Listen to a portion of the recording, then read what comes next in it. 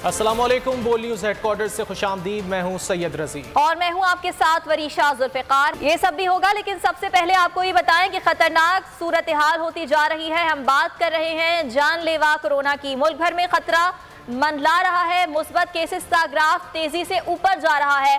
मुस्बत केसेस की शरह 7.8% तक पहुंच गई है। 24 घंटों में कोरोना 44 अफराद की जान ले गया। मुल्क भर में मजीद 4119 केसेस रिपोर्ट हुए। NCOC के मुताबिक मजमूई अमवात 23,131 हो गई। 24 घंटे में 52,291 टेस्ट किए गए। आवाम को बहुत एहतियात की जरूरत है।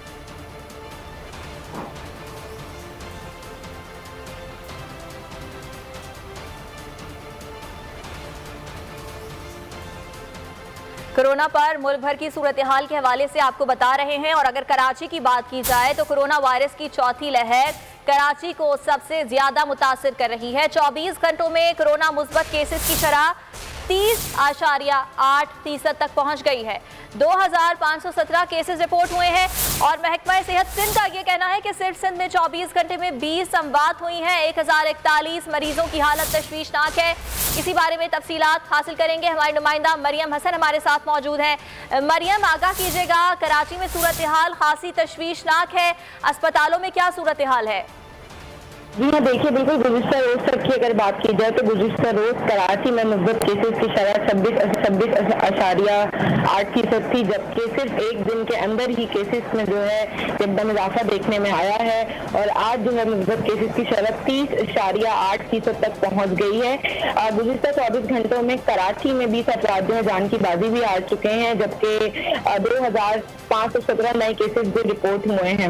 अस्पतालों में इस वक्त 96 मरीज जो है जिंदगी और मौत की जंग लड़ रहे हैं वेंटिलेटर पर, जबकि 40 मरीज ऐसे हैं जिनकी हालत काफी हद तक तशवीशनाक बताई जा रही है।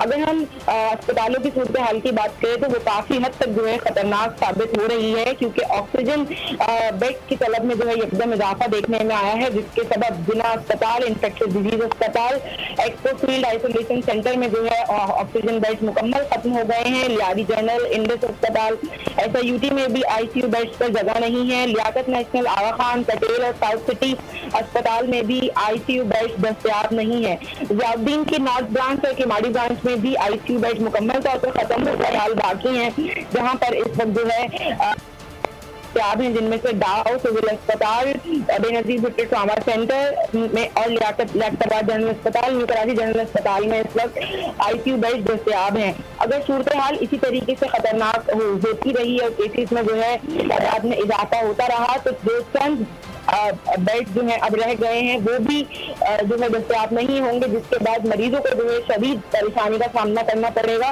क्योंकि कराची में निजी और सरकारी कोरोना वार्ड या सेंटर्स को मिलाकर जो कुल 36 अस्पताल हैं जहाँ पर जो है मरीजों का इलाज हो रहा है, जिनमें से तकरीबन 530 ICU बेड और वेंटिलेटर्स हैं, जिनमें से इस वक्त 340 ICU बेड पर मरीज जो है बेरे इलाज हैं, जबकि सिर्फ 200 ICU बेड जो हैं वो बाकी रह गए हैं। अगर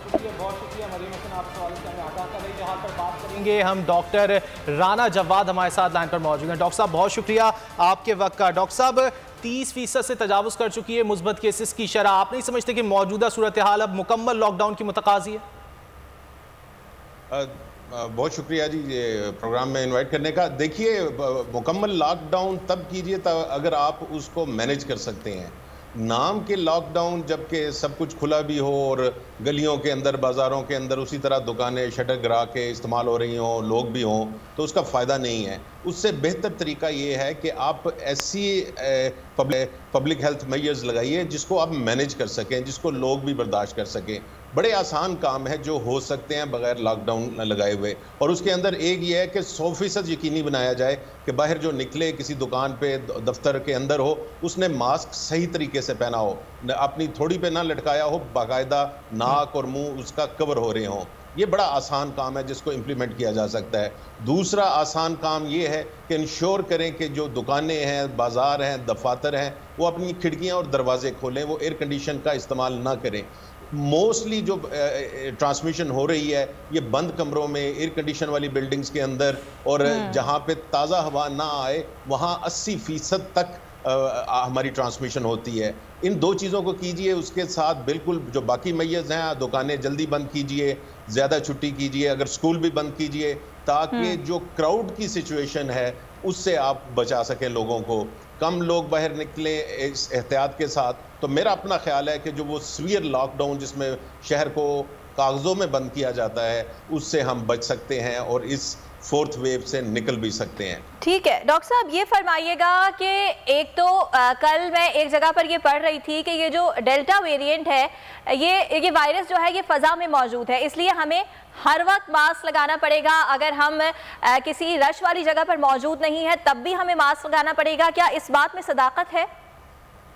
नहीं, इसमें उन्होंने थोड़ी सी सच्चाई लेके बाकी अपनी तरफ से डाल दिया है।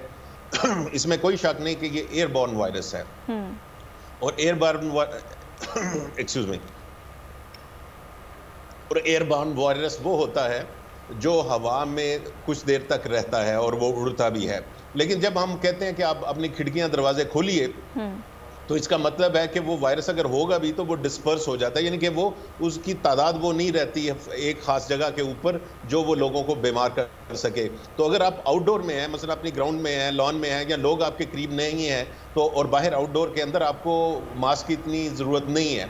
100% गारंटी तो नहीं होती, लेकिन ऐसी बात नहीं है कि आप ओपन में हो और क्राउड्स ना हो और आपको फिर भी मास्क की ज़रूरत पड़े। हाँ, ये बिल्कुल हुआ है कि जो बंद कमरे हैं या बंद दफातर हैं, उनके अंदर एक वायरस वाला शख्स आया है, उसके बाद वो चला गया है, और उसके बाद थोड़ी देर बाद कोई दूसरा शख्स आया है, और क्योंकि वो वेंटिलेशन वहाँ पे नहीं थी और वायरस की जो तादाद थी वो ज़्यादा तादाद में एक ही जगह रही थी, तो जब दूसरे आदमी ने आके उसके अंदर सांस लिए तो इर्रिस्पेक्टिव के वो आपस में मिले भी नहीं थे, वो इन्फेक्शन पास ऑन हो गई।